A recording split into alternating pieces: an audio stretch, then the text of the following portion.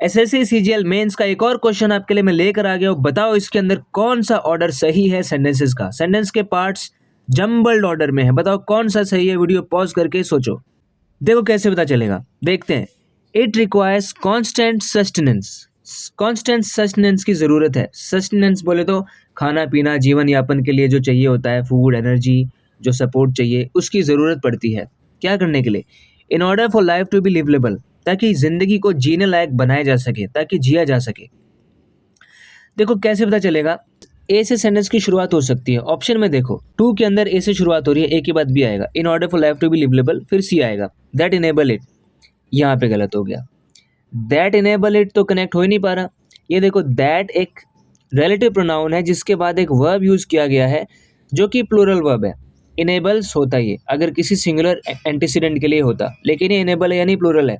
तो ऐसा नाउन ढूंढो जिसके लिए दैट यूज हुआ होगा।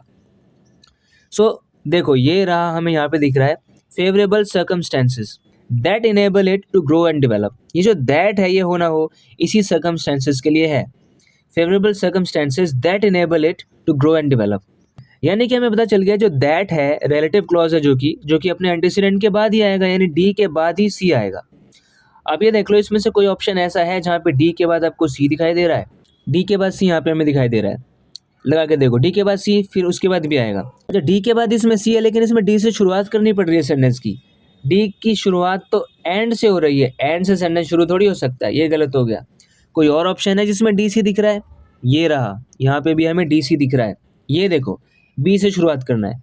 इन order for life to be liveable, it requires constant sustenance and favourable circumstances that enable it to grow and develop. ये देखो, ये हमारा काम हो गया, बिल्कुल बढ़िया काम हो गया। अब हमारा सेंटेंस पूरा बन गया, यानी कि सही आंसर 3 है।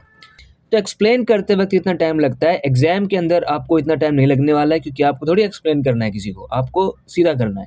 चैनल को सब्सक्राइब ज़रूर करना, अभी तक आपने नहीं किया है तो। इस तरीके से डीपली इंग्लिश में आपको सिखाता रहूँगा।